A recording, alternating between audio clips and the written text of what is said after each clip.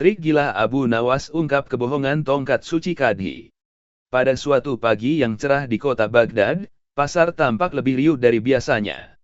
Ada seorang Kadhi, hakim kota, baru yang terkenal galak, kaku, dan terlalu yakin bahwa dirinya paling benar dalam urusan logika.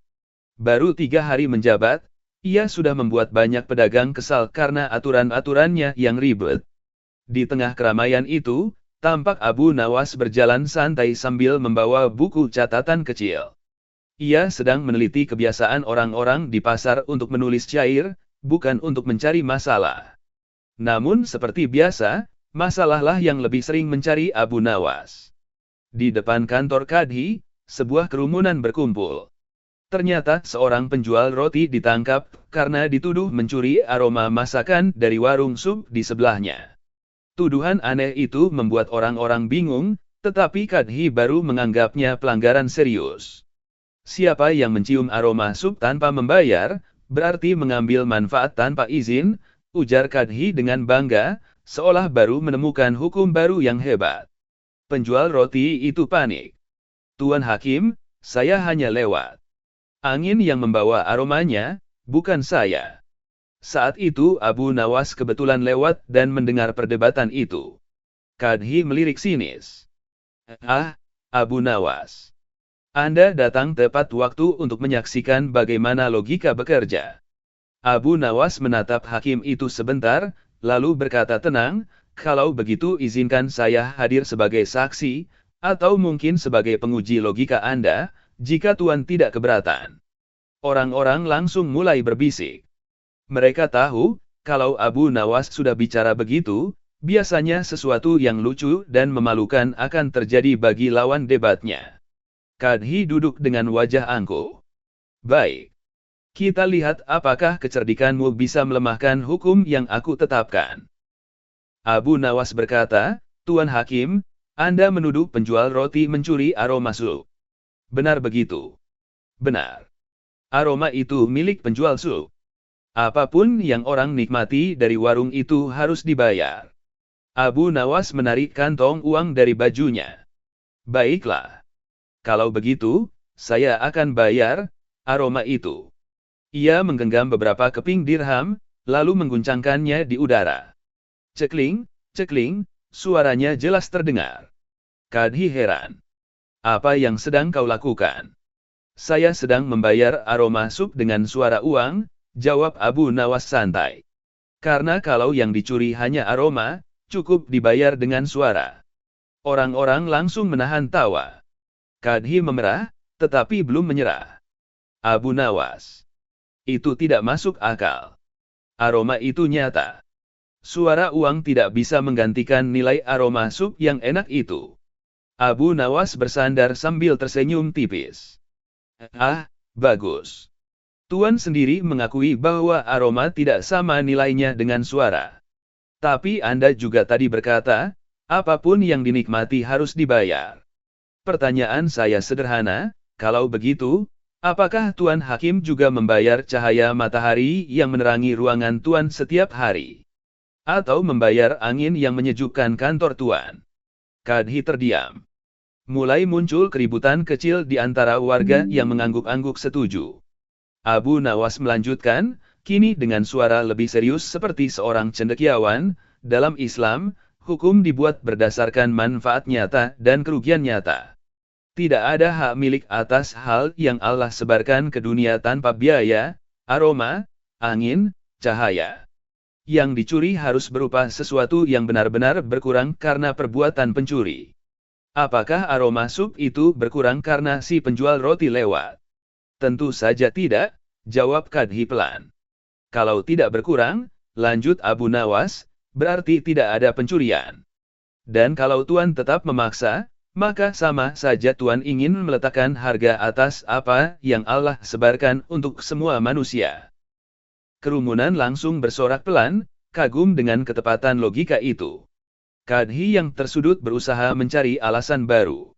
Tapi aturan ini untuk menertibkan. Abu Nawas tersenyum, kalau aturan justru membuat rakyat bingung dan tertindas, mungkin yang perlu ditertibkan adalah aturannya. Suasana langsung meledak dengan tawa, tapi bukan untuk mengolok-olok, lebih karena semua orang merasa lega melihat sesuatu yang tidak masuk akal akhirnya kembali benar. Kadhi akhirnya menghela napas berat. Baik, dakwaan dibatalkan. Penjual roti langsung menangis lega dan mencium tangan Abu Nawas, tapi Abu Nawas menolak. Saya bukan menolong Tuan, katanya, saya hanya menjaga agar logika tidak kalah oleh ego. Itu tugas kita semua.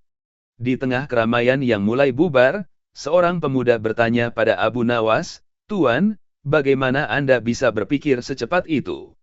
Abu Nawas melihatnya sambil tersenyum kecil. Jika kau terbiasa melihat dunia dengan hati yang adil, maka logika akan datang sendiri tanpa diminta.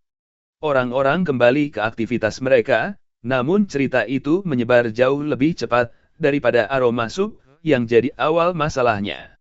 Bagaimana tidak, debat kecil itu bukan hanya lucu, tapi membuat Baghdad sadar bahwa kecerdasan bukan untuk menyombongkan diri, melainkan untuk menjaga hidup tetap waras. Beberapa hari setelah kejadian di pasar, Kadhi masih merasa malu.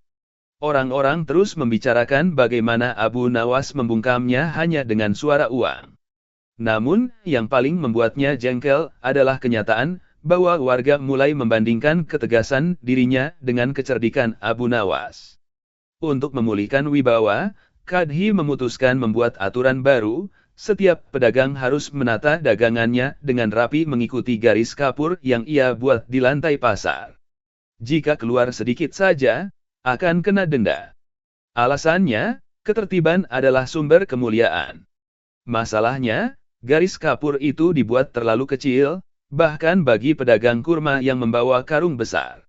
Jadilah pagi itu pasar seperti arena sirkus, pedagang memindah karung, pembeli tersandung, dan Kadhi berdiri dengan bangga seolah semua berjalan sempurna. Abu Nawas yang lewat langsung heran melihat suasana kacau itu. Ia menghampiri salah satu pedagang kurma yang tampak kelelahan. Apa yang terjadi? Tanya Abu Nawas. Pedagang kurma menjawab lirih, Tuan Kadhi membuat aturan baru. Kalau barang kami keluar garis, kena denda. Tapi garisnya, sempit sekali. Abu Nawas menatap garis kapur itu dengan alis terangkat. Ini garis atau perangkap tikus. Pedagang hampir tertawa, tapi takut denda. Tiba-tiba Kadhi yang melihat Abu Nawas mendekat langsung menyapanya dengan nada sinis. Abu Nawas, datang lagi. Ingin melihat bagaimana pasar ini lebih tertib sekarang. Abu Nawas menatap sekitar. Kalau ini disebut tertib, saya takut membayangkan bagaimana rupa pasar kalau kacau. Warga yang mendengar spontan menunduk menahan tawa. Kadhi menegakkan dada. Aturanku jelas. Jika barang dagangan melewati garis, berarti mereka mengambil tempat yang bukan haknya.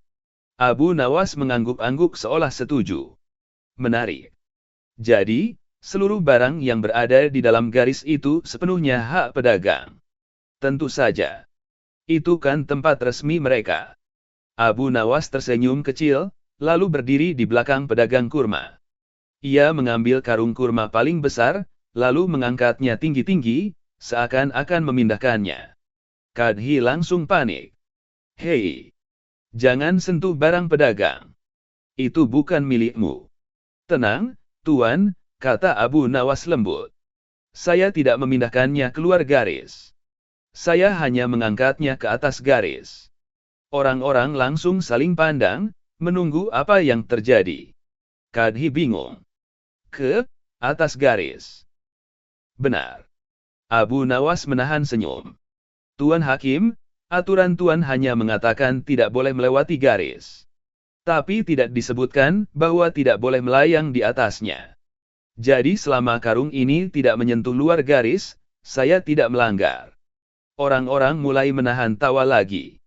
Kadhi memerah, tapi tetap mencoba membela diri. Tidak. Itu tetap mengganggu ketertiban.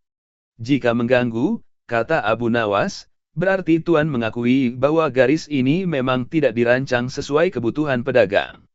Artinya kesalahan bukan pada pedagang, tapi pada pembuat aturan. Kadhi terdiam. Abu Nawas melanjutkan, Dan satu hal lagi, Tuan. Barang dagangan tidak berjalan sendiri. Jika berpindah tempat, berarti orangnya yang butuh ruang. Jadi mengatur garis barang, tapi tidak mengatur kemungkinan gerak manusianya, sama saja Tuan membuat aturan tanpa memahami kenyataan. Warga langsung bertepuk tangan kecil, meski cepat-cepat berhenti ketika Kadhi melirik. Abu Nawas meletakkan kembali karung kurma itu dengan hati-hati. Jika Tuan ingin pasar tertib, buatlah aturan yang masuk akal. Aturan bukan untuk mendenda, tapi untuk memudahkan.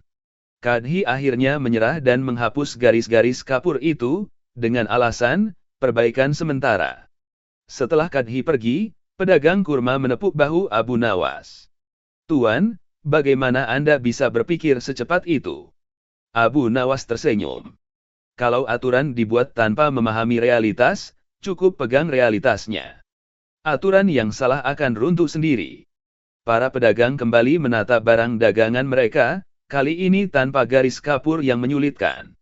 Namun cerita tentang Abu Nawas mengangkat karung kurma ke atas garis, langsung menyebar ke seluruh kota, dan membuat banyak orang penasaran, apalagi yang akan dilakukan lelaki cerdik itu untuk menghadapi Kadhi yang terlalu yakin pada logikanya sendiri. Sejak 2 kali dipermalukan, Kadhi mulai yakin bahwa Abu Nawas memang musuh terbesarnya dalam urusan logika. Namun bukan sifatnya untuk mengalah. Ia bertekad mencari cara agar suatu hari bisa membuktikan dirinya lebih cerdas dari Abu Nawas, atau setidaknya membuat Abu Nawas tersudut. Kesempatan itu datang ketika seorang saudagar kaya mengadu bahwa uangnya hilang di pasar. Kadhi, yang ingin menunjukkan ketegasannya, langsung mengumumkan bahwa ia akan mencari pencurinya dengan metode baru yang ia sebut, tes kebenaran berbasis rasa takut. Semua orang yang berada di pasar pada jam kejadian dikumpulkan di balai kota, termasuk Abu Nawas yang kebetulan lewat. Kadhi berdiri di mimbar dan berkata dengan suara lantang, "Aku memiliki sebuah tongkat suci. Siapapun pencurinya, ketika memegang tongkat ini, tongkatnya akan bertambah panjang sejengkal." Orang-orang saling pandang, tidak tahu harus percaya atau tertawa. Abu Nawas berdiri di belakang, melihat dengan ekspresi datar. Ia tahu persis trik apa yang sedang dimainkan Kadhi, tongkat biasa, tetapi ia sudah memberitahu penjaga agar setiap orang memegang tongkat itu secepat mungkin agar tidak sempat mengukur. Dan pencuri biasanya akan ketakutan, sehingga ia memegang tongkat itu terlalu lama atau mencoba mengukur panjangnya diam-diam, sehingga tertangkap. Orang-orang mulai maju satu persatu. Penjaga memegang tongkat, orang-orang menyentuhnya sebentar, lalu pergi. Kadhi memperhatikan raut wajah mereka dengan penuh kecurigaan, berharap ada tanda panik. Ketika giliran Abu Nawas tiba, ia justru mengambil tongkat itu, menggulingkannya ke lantai, lalu mengukurnya dengan telapak tangan. Semua orang kaget. "Abu Nawas," bentak Kadhi. "Mengapa kau memeriksanya? Kau takut tongkatnya bertambah panjang?" Abu Nawas menjawab santai, "Tidak. Saya hanya ingin memastikan apakah tongkatnya benar-benar akan berubah panjang atau tidak. Kalau benar terjadi, saya ingin mencatatnya sebagai keajaiban. Kalau tidak, ya setidaknya saya tahu Tuan sedang berbohong." Tawa orang-orang langsung pecah, dan Kadhi terlihat semakin gelisah. Setelah semua orang selesai, Kadhi mulai menunjuk seorang pemuda kurus di antara kerumunan. "Kamu. Wajahmu tegang. Kau pasti pencurinya." Pemuda itu gemetar, padahal ia tidak merasa mengambil apapun. Abu Nawas maju pelan dan berkata, "Tuan Hakim, sebelum Tuan menjatuhkan hukuman, izinkan saya bertanya satu hal pada pemuda itu." Kadhi menyilangkan tangan. "Silakan, tapi tidak akan mengubah keputusanku." Abu Nawas mengambil tongkat dan memukul ringan lantai. "Nak, ketika kau memegang tongkat ini tadi, apa kau merasa tongkatnya berubah panjang?" Pemuda itu menggeleng pelan. "Tidak, Tuan. Sama seperti tongkat biasa." Abu Nawas mengangguk, lalu bertanya pada pedagang lain. Kalian merasa berubah?" Semua menggeleng. Abu Nawas kembali menatap Kadhi. Tuan, tongkat ini tidak bertambah panjang sedikit pun. Bahkan saya sudah mengukurnya dengan telapak tangan. Kalau Tuan bersikeras bahwa tongkat ini bisa mengungkap pencuri, artinya salah satu dari dua hal pasti benar. Pertama, tongkatnya rusak, atau kedua, Tuan hanya ingin menakut-nakuti rakyat tanpa bukti. Kadhi menelan ludah. Abu Nawas melanjutkan dengan nada tenang yang justru menusuk, Tuan Hakim, mencuri itu dosa. Tapi menuduh orang tanpa bukti, lebih besar lagi dosanya. Jangan sampai takut kehilangan kehormatan membuat Tuan mengorbankan kehormatan orang lain. Kerumunan menjadi hening seperti tersihir. Kadhi akhirnya menghela napas dan berkata, baik, tidak ada yang bersalah hari ini. Namun Abu Nawas tidak berhenti di situ. Tuan, masih ada satu masalah. Saudagar tadi mengaku kehilangan uang. Tapi apakah benar hilang dicuri? Atau ia hanya lupa menaruhnya? Tuan tidak menanyakan itu. Saudagar yang tadi terlalu panik tiba-tiba terdiam. Wajahnya berubah kaget. Ia merogoh saku baju dalamnya, dan menemukan uang itu terselip. Ruang balai kota langsung pecah oleh suara tawa yang tidak bisa lagi ditahan. Abu Nawas menepuk pundak saudagar itu. Kadang yang hilang bukan uangnya, tapi ketenangannya. Sementara Kadhi berdiri kaku, menyadari bahwa bukan hanya metodenya yang gagal, tetapi seluruh rencananya untuk mempermalukan Abu Nawas justru berbalik menjadi bumerang. Orang-orang keluar dari balai kota sambil terus membicarakan kejadian itu. Ada yang tertawa, ada yang menggeleng-gelengkan kepala, tapi semua sepakat satu hal, selama Abu Nawas ada di Baghdad, logika yang bengkok tak akan pernah dibiarkan berdiri lama. Kericuhan di balai kota membuat Kadhi semakin terpojok. Wibawanya runtuh bukan karena kebodohan rakyat, tapi karena keinginannya membuktikan bahwa dirinya selalu benar. Sejak hari itu ia menghindari kerumunan, namun tetap menyimpan dendam terhadap Abu Nawas. Beberapa malam kemudian, Kadhi memanggil seluruh penjaga dan membuat keputusan baru. Ia ingin mengadakan uji kecerdikan terbuka di alun-alun, di mana Abu Nawas akan dipaksa menjawab 3 pertanyaan sulit di depan seluruh warga. Jika gagal, ia harus mengakui bahwa Kadhi lebih cerdas. Pengumuman itu menyebar cepat. Di pasar, di kedai teh, di masjid, orang-orang membicarakan tantangan itu. Ada yang cemas Abu Nawas akan dijebak, ada yang penasaran bagaimana ia akan membalikkan keadaan lagi. Hari uji kecerdikan tiba. Alun-alun penuh sesak. Kadhi duduk di panggung dengan jubah kebesaran yang disetrika terlalu rapi, mungkin untuk menambah wibawa yang sudah terkikis. Abu Nawas datang tanpa tergesa, dengan pakaian sederhana dan wajah tenang seperti hendak menonton pertunjukan, bukan menjadi pusatnya. Kadhi berdiri. Abu Nawas, hari ini kau harus menjawab 3 pertanyaan. Jika satu saja tak bisa kau jawab, kau mengakui bahwa kecerdikanmu selama ini hanya kebetulan. Abu Nawas tersenyum tipis. Silakan, Tuan. Saya mendengarkan.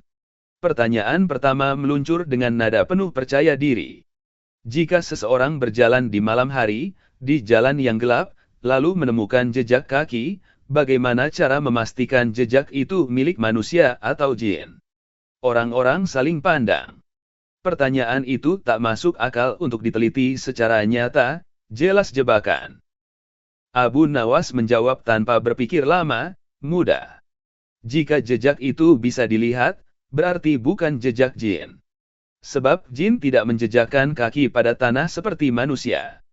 Jika Tuan bisa melihatnya, berarti Tuan sudah menjawab pertanyaan Tuan sendiri. Kerumunan langsung bersorak kecil. Kadhi mengernyit, tapi ia belum menyerah.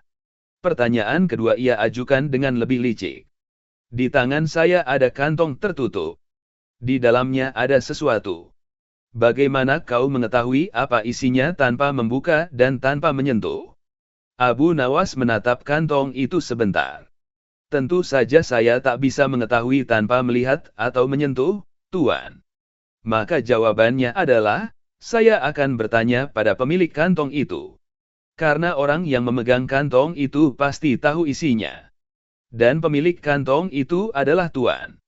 Kadhi tertegun, lalu terpaksa berkata, isinya koin tembaga. Abu Nawas mengangguk sopan. Lihat. Cara paling logis adalah menanyakan pada yang tahu. Tidak ada hukum yang mengharuskan kami menebak sesuatu yang Tuan sembunyikan hanya demi kepuasan Tuan. Tawa warga meledak lagi. Kadhi mulai kehilangan kesabaran. Pertanyaan ketiga ia sampaikan dengan suara menggema, seolah ingin menghancurkan Abu Nawas dengan sekali pukul. Jika seorang hakim berbuat salah tanpa disadari, siapa yang harus menegurnya? Hening seketika. Beberapa orang segera melek, tahu arah pertanyaannya.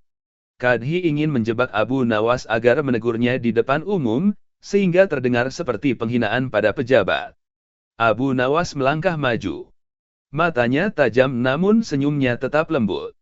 Tuan, jika seorang hakim berbuat salah tanpa disadari, maka yang harus menegurnya adalah orang yang masih bisa melihat kebenaran tanpa takut pada jabatan. Siapapun dia, rakyat, saudagar, pengemis, atau bahkan seorang cendekiawan miskin seperti saya. Kerumunan terdiam. Kalimat itu bukan sindiran, bukan hinaan. Itu kebenaran yang tidak bisa disangkal. Abu Nawas menambahkan, karena hakim yang baik tidak takut pada teguran. Yang takut hanyalah mereka yang tahu bahwa kesalahannya memang terlalu banyak. Kepala Kadhi menunduk tanpa ia sadari. Suara orang-orang mulai terdengar pelan, bukan tawa, tapi persetujuan. Mereka tidak menertawakan Kadhi, mereka menertawakan keangkuhan yang akhirnya tumbang. Abu Nawas menatap Kadhi, kali ini tanpa sarkasme. Tuan, saya tidak datang untuk memalukan Anda. Saya datang agar rakyat tidak hidup dalam ketakutan karena logika yang dipelintir. Jika Tuan ingin dihormati, jadilah hakim yang menjunjung keadilan, bukan keangkuhan.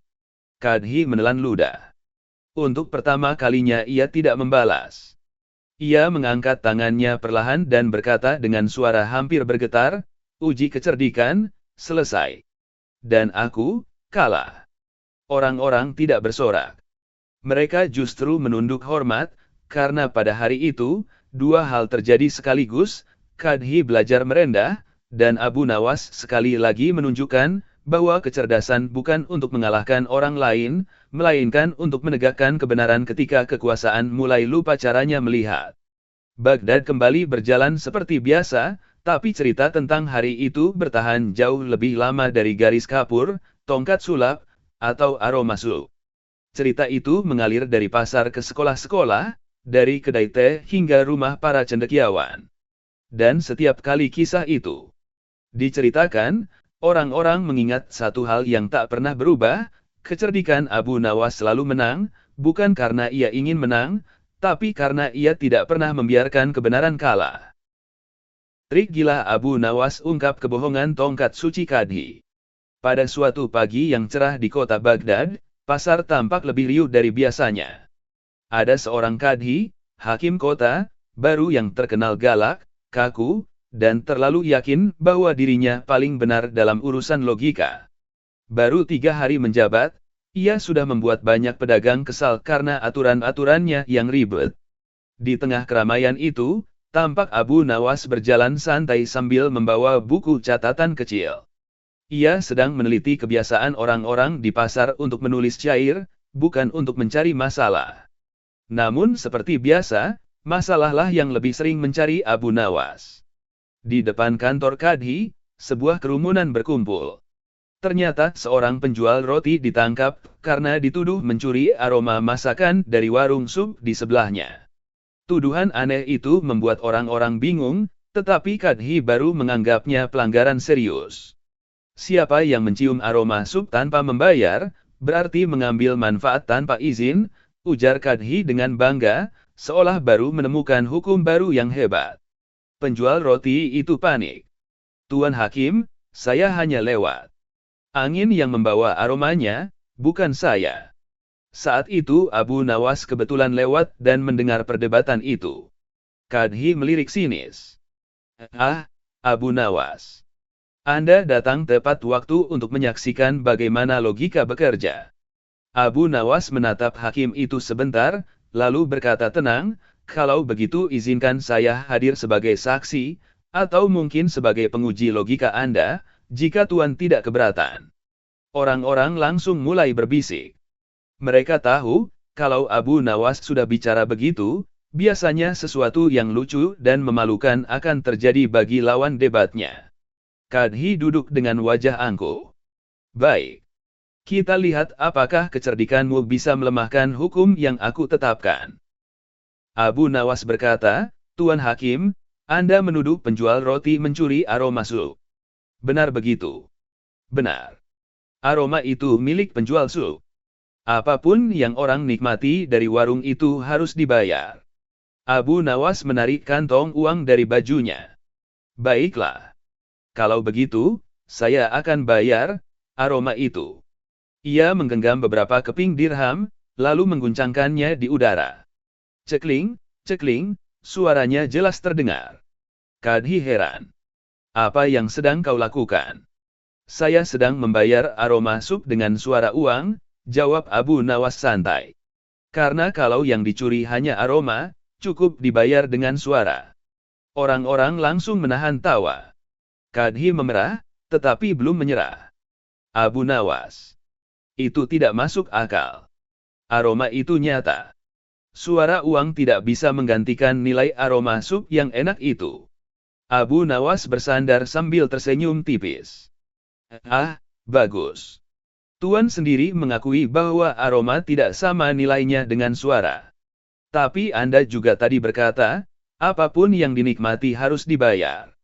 Pertanyaan saya sederhana, kalau begitu, apakah Tuan Hakim juga membayar cahaya matahari yang menerangi ruangan Tuan setiap hari? Atau membayar angin yang menyejukkan kantor Tuan? Kadhi terdiam. Mulai muncul keributan kecil di antara warga yang mengangguk-angguk setuju.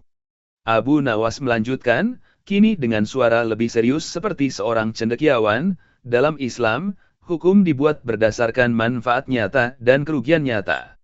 Tidak ada hak milik atas hal yang Allah sebarkan ke dunia tanpa biaya, aroma, angin, cahaya. Yang dicuri harus berupa sesuatu yang benar-benar berkurang karena perbuatan pencuri. Apakah aroma sup itu berkurang karena si penjual roti lewat? Tentu saja tidak, jawab Kadhi pelan. Kalau tidak berkurang, lanjut Abu Nawas, berarti tidak ada pencurian. Dan kalau Tuan tetap memaksa, maka sama saja Tuan ingin meletakkan harga atas apa yang Allah sebarkan untuk semua manusia.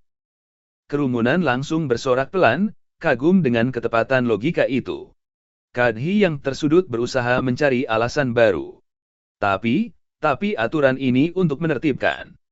Abu Nawas tersenyum, kalau aturan justru membuat rakyat bingung dan tertindas, mungkin yang perlu ditertibkan adalah aturannya.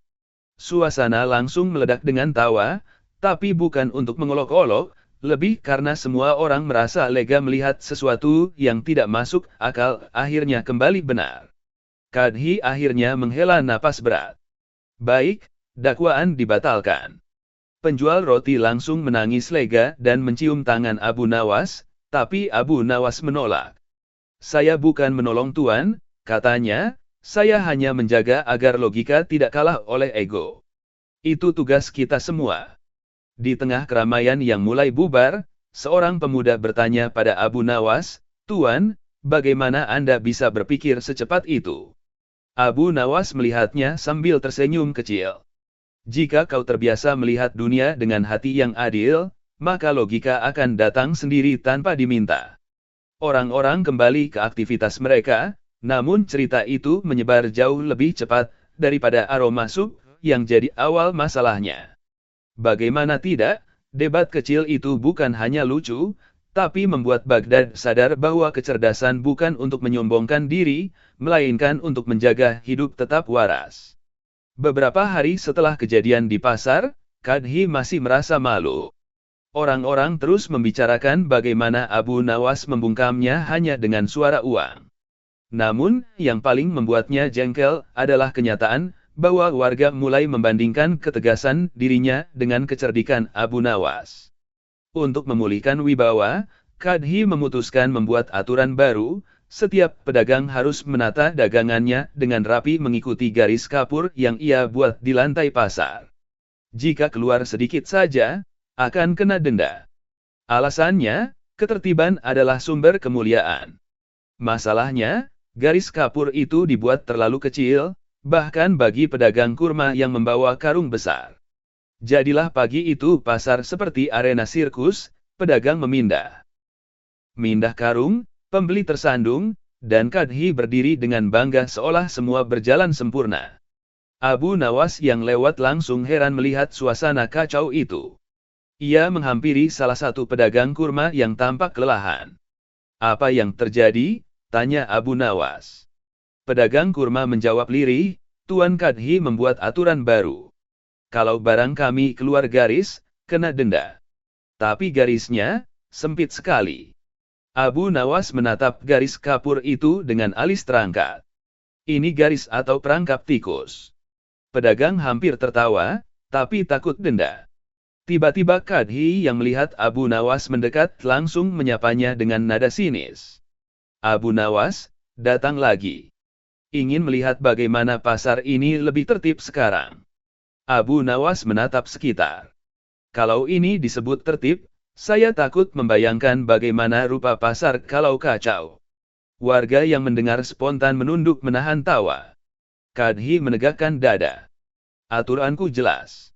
Jika barang dagangan melewati garis, berarti mereka mengambil tempat yang bukan haknya." Abu Nawas mengangguk-angguk seolah setuju. "Menarik. Jadi, seluruh barang yang berada di dalam garis itu sepenuhnya hak pedagang." "Tentu saja. Itu kan tempat resmi mereka." Abu Nawas tersenyum kecil, lalu berdiri di belakang pedagang kurma. Ia mengambil karung kurma paling besar, lalu mengangkatnya tinggi-tinggi, seakan-akan memindahkannya. Kadhi langsung panik. "Hei! Jangan sentuh barang pedagang. Itu bukan milikmu." "Tenang, Tuan," kata Abu Nawas lembut. "Saya tidak memindahkannya keluar garis. Saya hanya mengangkatnya ke atas garis." Orang-orang langsung saling pandang, menunggu apa yang terjadi. Kadhi bingung. "Ke atas garis?" "Benar." Abu Nawas menahan senyum. "Tuan Hakim, aturan Tuan hanya mengatakan tidak boleh melewati garis. Tapi tidak disebutkan bahwa tidak boleh melayang di atasnya. Jadi selama karung ini tidak menyentuh luar garis, saya tidak melanggar." Orang-orang mulai menahan tawa lagi. Kadhi memerah, tapi tetap mencoba membela diri. "Tidak. Itu tetap mengganggu ketertiban." "Jika mengganggu," kata Abu Nawas, "berarti Tuan mengakui bahwa garis ini memang tidak dirancang sesuai kebutuhan pedagang. Artinya kesalahan bukan pada pedagang, tapi pada pembuat aturan." Kadhi terdiam. Abu Nawas melanjutkan, "Dan satu hal lagi, Tuan. Barang dagangan tidak berjalan sendiri. Jika berpindah tempat, berarti orangnya yang butuh ruang. Jadi mengatur garis barang, tapi tidak mengatur kemungkinan gerak manusianya, sama saja Tuan membuat aturan tanpa memahami kenyataan." Warga langsung bertepuk tangan kecil, meski cepat-cepat berhenti ketika Kadhi melirik. Abu Nawas meletakkan kembali karung kurma itu dengan hati-hati. "Jika Tuan ingin pasar tertib, buatlah aturan yang masuk akal. Aturan bukan untuk mendenda, tapi untuk memudahkan." Kadhi akhirnya menyerah dan menghapus garis-garis kapur itu, dengan alasan, perbaikan sementara. Setelah Kadhi pergi, pedagang kurma menepuk bahu Abu Nawas. "Tuan, bagaimana Anda bisa berpikir secepat itu?" Abu Nawas tersenyum. "Kalau aturan dibuat tanpa memahami realitas, cukup pegang realitasnya. Aturan yang salah akan runtuh sendiri."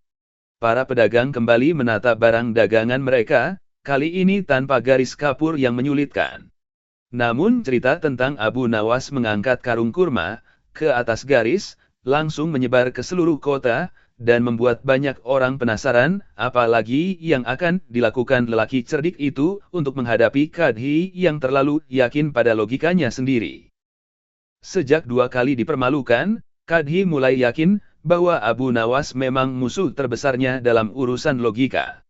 Namun bukan sifatnya untuk mengalah. Ia bertekad mencari cara agar suatu hari bisa membuktikan dirinya lebih cerdas dari Abu Nawas, atau setidaknya membuat Abu Nawas tersudut. Kesempatan itu datang ketika seorang saudagar kaya mengadu bahwa uangnya hilang di pasar. Kadhi, yang ingin menunjukkan ketegasannya, langsung mengumumkan bahwa ia akan mencari pencurinya dengan metode baru yang ia sebut tes kebenaran berbasis rasa takut. Semua orang yang berada di pasar pada jam kejadian dikumpulkan di balai kota, termasuk Abu Nawas yang kebetulan lewat. Kadhi berdiri di mimbar dan berkata dengan suara lantang, "Aku memiliki sebuah tongkat suci. Siapapun pencurinya, ketika memegang tongkat ini, tongkatnya akan bertambah panjang sejengkal." Orang-orang saling pandang, tidak tahu harus percaya atau tertawa. Abu Nawas berdiri di belakang, melihat dengan ekspresi datar. Ia tahu persis trik apa yang sedang dimainkan Kadhi, tongkat biasa, tetapi ia sudah memberitahu penjaga agar setiap orang memegang tongkat itu secepat mungkin agar tidak sempat mengukur. Dan pencuri biasanya akan ketakutan, sehingga ia memegang tongkat itu terlalu lama atau mencoba mengukur panjangnya diam-diam, sehingga tertangkap. Orang-orang mulai maju satu persatu. Penjaga memegang tongkat, orang-orang menyentuhnya sebentar, lalu pergi. Kadhi memperhatikan raut wajah mereka dengan penuh kecurigaan, berharap ada tanda panik. Ketika giliran Abu Nawas tiba, ia justru mengambil tongkat itu, menggulingkannya ke lantai, lalu mengukurnya dengan telapak tangan. Semua orang kaget. "Abu Nawas," bentak Kadhi. "Mengapa kau memeriksanya? Kau takut tongkatnya bertambah panjang?" Abu Nawas menjawab santai, "Tidak. Saya hanya ingin memastikan apakah tongkatnya benar-benar akan berubah panjang atau tidak. Kalau benar terjadi, saya ingin mencatatnya sebagai keajaiban. Kalau tidak, ya setidaknya saya tahu Tuan sedang berbohong." Tawa orang-orang langsung pecah, dan Kadhi terlihat semakin gelisah. Setelah semua orang selesai, Kadhi mulai menunjuk seorang pemuda kurus di antara kerumunan. "Kamu. Wajahmu tegang. Kau pasti pencurinya." Pemuda itu gemetar, padahal ia tidak merasa mengambil apapun. Abu Nawas maju pelan dan berkata, "Tuan Hakim, sebelum Tuan menjatuhkan hukuman, izinkan saya bertanya satu hal pada pemuda itu." Kadhi menyilangkan tangan. "Silakan, tapi tidak akan mengubah keputusanku." Abu Nawas mengambil tongkat dan memukul ringan lantai. "Nak, ketika kau memegang tongkat ini tadi, apa kau merasa tongkatnya berubah panjang?" Pemuda itu menggeleng pelan. "Tidak, Tuan. Sama seperti tongkat biasa." Abu Nawas mengangguk, lalu bertanya pada pedagang lain. Kalian merasa berubah?" Semua menggeleng. Abu Nawas kembali menatap Kadhi. "Tuan, tongkat ini tidak bertambah panjang sedikit pun. Bahkan saya sudah mengukurnya dengan telapak tangan.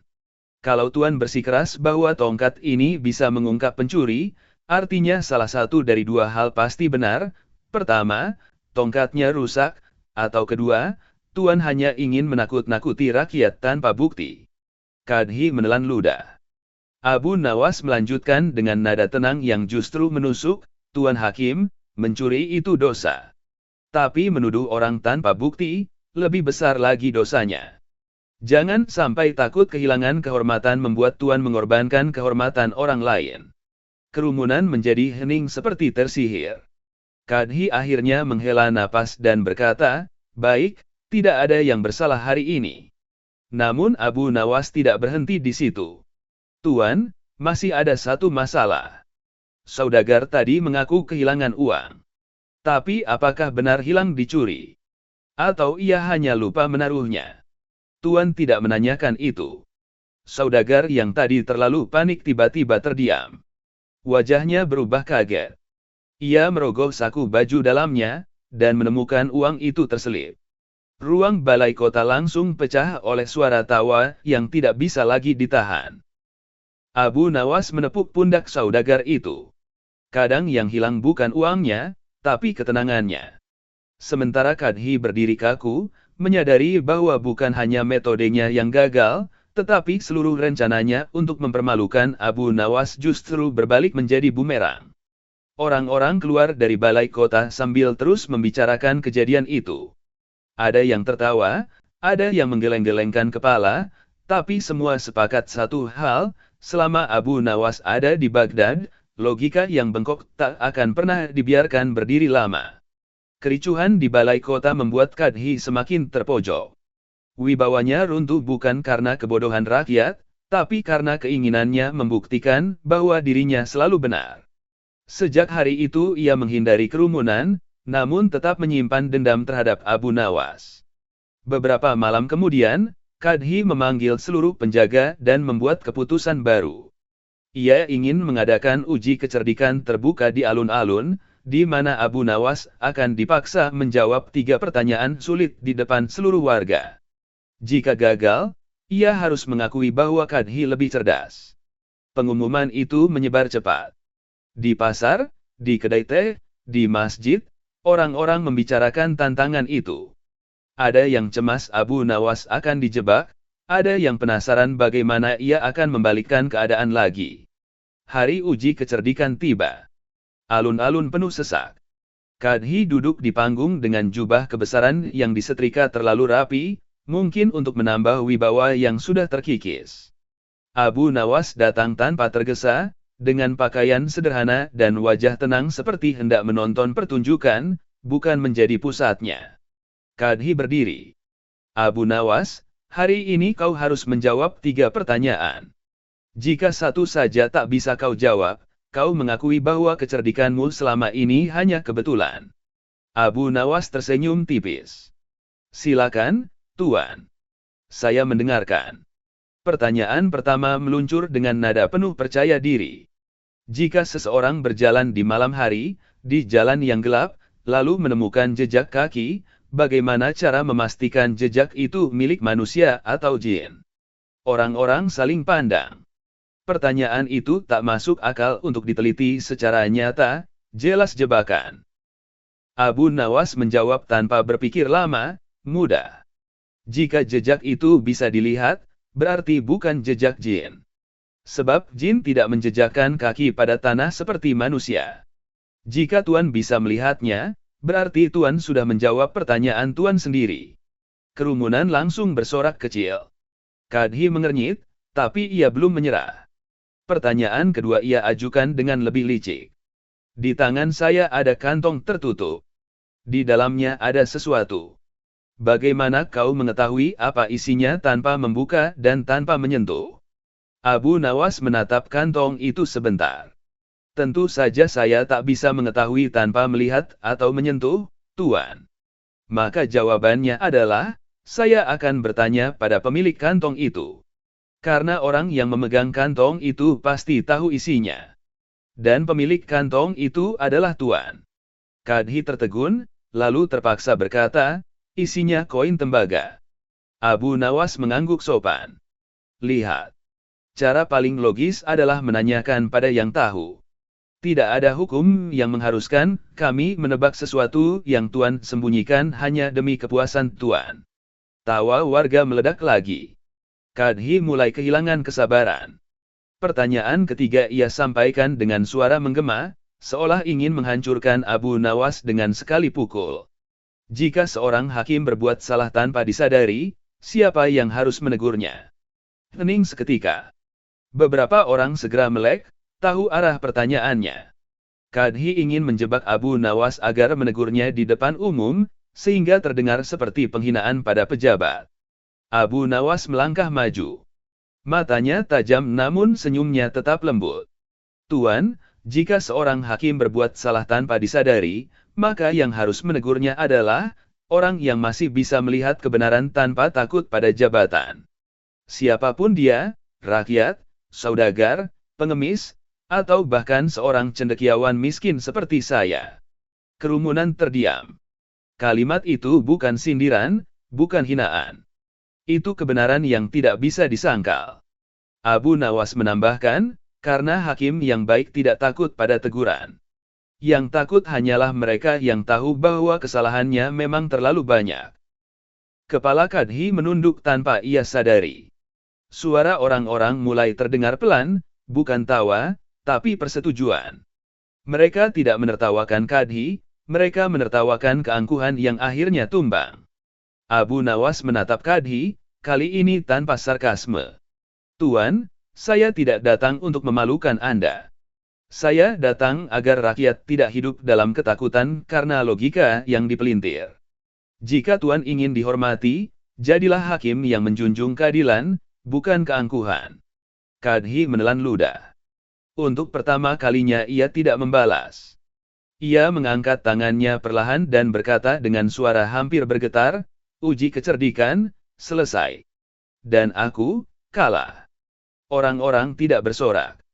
Mereka justru menunduk hormat, karena pada hari itu, dua hal terjadi sekaligus, Kadhi belajar merendah, dan Abu Nawas sekali lagi menunjukkan, bahwa kecerdasan bukan untuk mengalahkan orang lain, melainkan untuk menegakkan kebenaran ketika kekuasaan mulai lupa caranya melihat.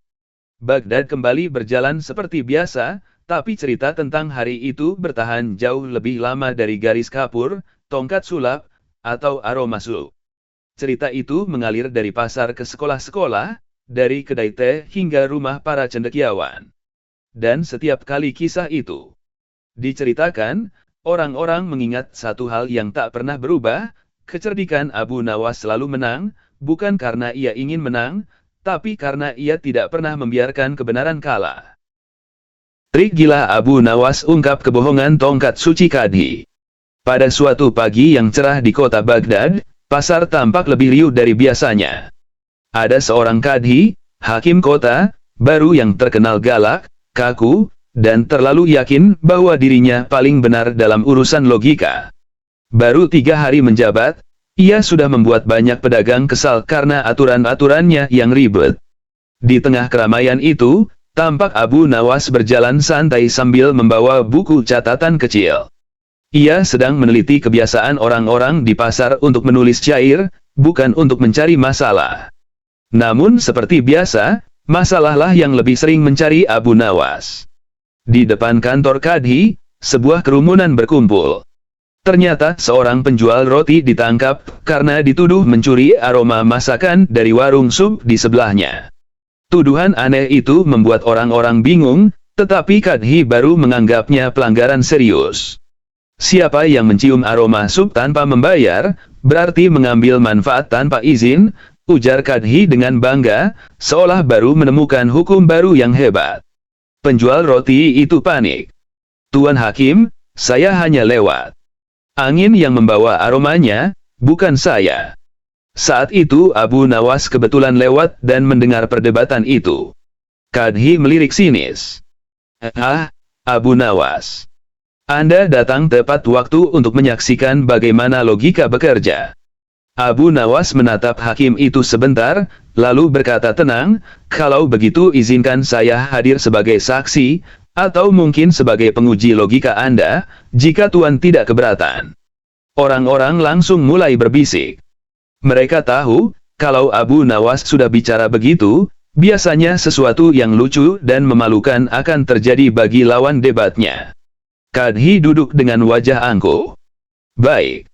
Kita lihat apakah kecerdikanmu bisa melemahkan hukum yang aku tetapkan.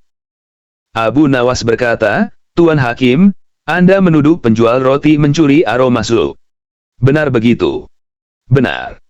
Aroma itu milik penjual sup. Apapun yang orang nikmati dari warung itu harus dibayar. Abu Nawas menarik kantong uang dari bajunya. Baiklah. Kalau begitu, saya akan bayar aroma itu. Ia menggenggam beberapa keping dirham, lalu mengguncangkannya di udara. Cekling, cekling, suaranya jelas terdengar. Kadhi heran. Apa yang sedang kau lakukan? Saya sedang membayar aroma sup dengan suara uang, jawab Abu Nawas santai. Karena kalau yang dicuri hanya aroma, cukup dibayar dengan suara. Orang-orang langsung menahan tawa. Kadhi memerah, tetapi belum menyerah. Abu Nawas. Itu tidak masuk akal. Aroma itu nyata. Suara uang tidak bisa menggantikan nilai aroma sup yang enak itu. Abu Nawas bersandar sambil tersenyum tipis. Bagus. Tuan sendiri mengakui bahwa aroma tidak sama nilainya dengan suara. Tapi Anda juga tadi berkata, apapun yang dinikmati harus dibayar. Pertanyaan saya sederhana, kalau begitu, apakah Tuan Hakim juga membayar cahaya matahari yang menerangi ruangan Tuan setiap hari? Atau membayar angin yang menyejukkan kantor Tuan? Kadhi terdiam. Mulai muncul keributan kecil di antara warga yang mengangguk-angguk setuju. Abu Nawas melanjutkan, kini dengan suara lebih serius seperti seorang cendekiawan, dalam Islam, hukum dibuat berdasarkan manfaat nyata dan kerugian nyata. Tidak ada hak milik atas hal yang Allah sebarkan ke dunia tanpa biaya, aroma, angin, cahaya. Yang dicuri harus berupa sesuatu yang benar-benar berkurang karena perbuatan pencuri. Apakah aroma sup itu berkurang karena si penjual roti lewat? Tentu saja tidak, jawab Kadhi pelan. Kalau tidak berkurang, lanjut Abu Nawas, berarti tidak ada pencurian. Dan kalau Tuan tetap memaksa, maka sama saja Tuan ingin meletakkan harga atas apa yang Allah sebarkan untuk semua manusia. Kerumunan langsung bersorak pelan, kagum dengan ketepatan logika itu. Kadhi yang tersudut berusaha mencari alasan baru. Tapi aturan ini untuk menertibkan. Abu Nawas tersenyum, kalau aturan justru membuat rakyat bingung dan tertindas, mungkin yang perlu ditertibkan adalah aturannya. Suasana langsung meledak dengan tawa, tapi bukan untuk mengolok-olok, lebih karena semua orang merasa lega melihat sesuatu yang tidak masuk akal akhirnya kembali benar. Kadhi akhirnya menghela napas berat. Baik, dakwaan dibatalkan. Penjual roti langsung menangis lega dan mencium tangan Abu Nawas, tapi Abu Nawas menolak. Saya bukan menolong Tuan, katanya, saya hanya menjaga agar logika tidak kalah oleh ego. Itu tugas kita semua. Di tengah keramaian yang mulai bubar, seorang pemuda bertanya pada Abu Nawas, Tuan, bagaimana Anda bisa berpikir secepat itu? Abu Nawas melihatnya sambil tersenyum kecil. Jika kau terbiasa melihat dunia dengan hati yang adil, maka logika akan datang sendiri tanpa diminta. Orang-orang kembali ke aktivitas mereka, namun cerita itu menyebar jauh lebih cepat daripada aroma sup yang jadi awal masalahnya. Bagaimana tidak, debat kecil itu bukan hanya lucu, tapi membuat Baghdad sadar bahwa kecerdasan bukan untuk menyombongkan diri, melainkan untuk menjaga hidup tetap waras. Beberapa hari setelah kejadian di pasar, Kadhi masih merasa malu. Orang-orang terus membicarakan bagaimana Abu Nawas membungkamnya hanya dengan suara uang. Namun, yang paling membuatnya jengkel adalah kenyataan bahwa warga mulai membandingkan ketegasan dirinya dengan kecerdikan Abu Nawas. Untuk memulihkan wibawa, Kadhi memutuskan membuat aturan baru, setiap pedagang harus menata dagangannya dengan rapi mengikuti garis kapur yang ia buat di lantai pasar. Jika keluar sedikit saja, akan kena denda. Alasannya, ketertiban adalah sumber kemuliaan. Masalahnya, garis kapur itu dibuat terlalu kecil, bahkan bagi pedagang kurma yang membawa karung besar. Jadilah pagi itu pasar seperti arena sirkus, pedagang memindah karung, pembeli tersandung, dan Kadhi berdiri dengan bangga seolah semua berjalan sempurna. Abu Nawas yang lewat langsung heran melihat suasana kacau itu.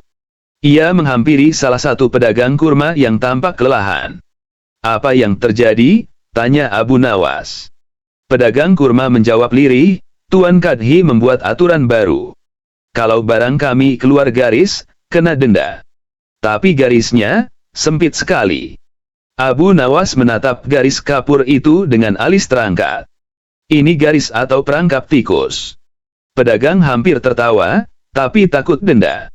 Tiba-tiba Kadhi yang melihat Abu Nawas mendekat langsung menyapanya dengan nada sinis. Abu Nawas, datang lagi. Ingin melihat bagaimana pasar ini lebih tertib sekarang. Abu Nawas menatap sekitar. Kalau ini disebut tertib, saya takut membayangkan bagaimana rupa pasar kalau kacau. Warga yang mendengar spontan menunduk menahan tawa. Kadhi menegakkan dada. Aturanku jelas. Jika barang dagangan melewati garis, berarti mereka mengambil tempat yang bukan haknya. Abu Nawas mengangguk-angguk seolah setuju. Menarik. Jadi, seluruh barang yang berada di dalam garis itu sepenuhnya hak pedagang. Tentu saja. Itu kan tempat resmi mereka. Abu Nawas tersenyum kecil, lalu berdiri di belakang pedagang kurma. Ia mengambil karung kurma paling besar, lalu mengangkatnya tinggi-tinggi, seakan-akan memindahkannya. Kadhi langsung panik. Hei! Jangan sentuh barang pedagang. Itu bukan milikmu. Tenang, Tuan, kata Abu Nawas lembut. Saya tidak memindahkannya keluar garis. Saya hanya mengangkatnya ke atas garis. Orang-orang langsung saling pandang, menunggu apa yang terjadi. Kadhi bingung. Ke atas garis. Benar. Abu Nawas menahan senyum. Tuan Hakim, aturan Tuan hanya mengatakan tidak boleh melewati garis. Tapi tidak disebutkan bahwa tidak boleh melayang di atasnya. Jadi selama karung ini tidak menyentuh luar garis, saya tidak melanggar. Orang-orang mulai menahan tawa lagi. Kadhi memerah, tapi tetap mencoba membela diri. Tidak. Itu tetap mengganggu ketertiban. Jika mengganggu, kata Abu Nawas, berarti Tuan mengakui bahwa garis ini memang tidak dirancang sesuai kebutuhan pedagang. Artinya kesalahan bukan pada pedagang, tapi pada pembuat aturan. Kadhi terdiam. Abu Nawas melanjutkan, dan satu hal lagi, Tuan. Barang dagangan tidak berjalan sendiri.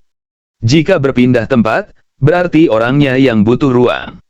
Jadi mengatur garis barang, tapi tidak mengatur kemungkinan gerak manusianya, sama saja Tuan membuat aturan tanpa memahami kenyataan.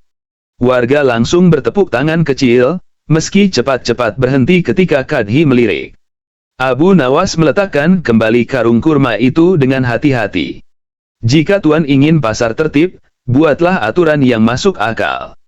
Aturan bukan untuk mendenda, tapi untuk memudahkan.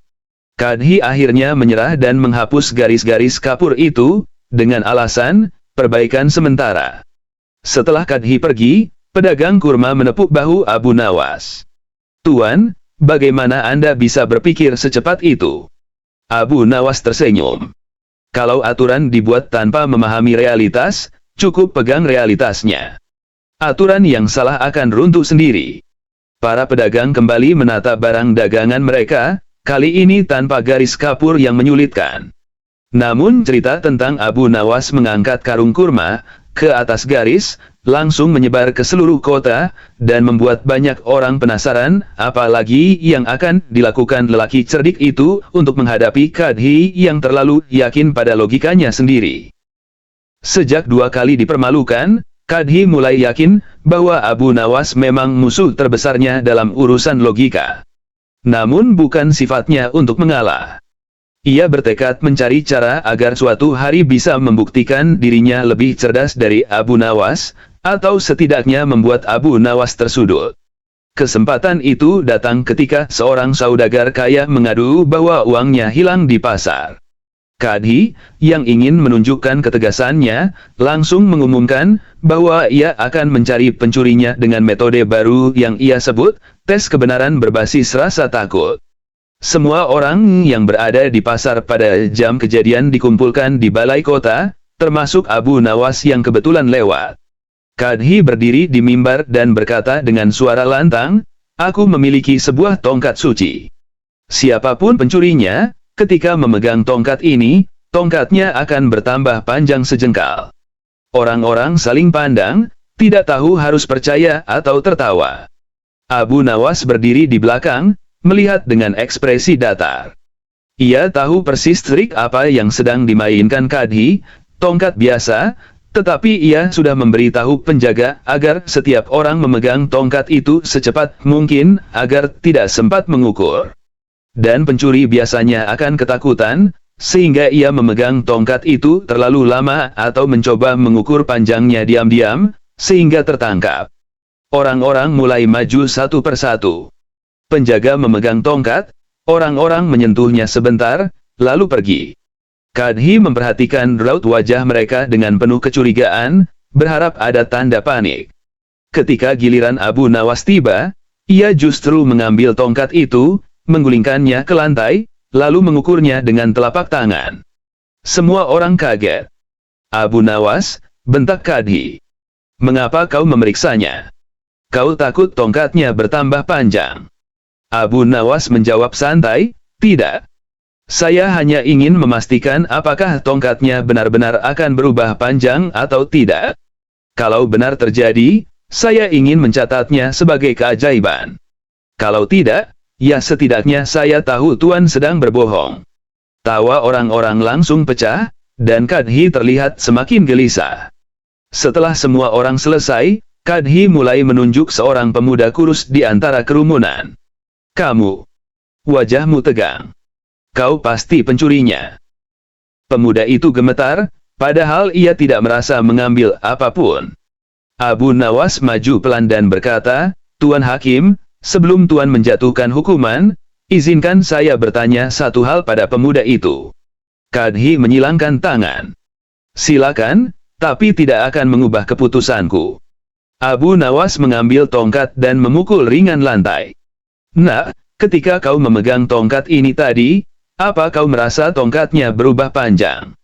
Pemuda itu menggeleng pelan. Tidak, Tuan. Sama seperti tongkat biasa. Abu Nawas mengangguk, lalu bertanya pada pedagang lain. Kalian merasa berubah? Semua menggeleng. Abu Nawas kembali menatap Kadhi. Tuan, tongkat ini tidak bertambah panjang sedikit pun. Bahkan saya sudah mengukurnya dengan telapak tangan. Kalau Tuan bersikeras bahwa tongkat ini bisa mengungkap pencuri, artinya salah satu dari dua hal pasti benar.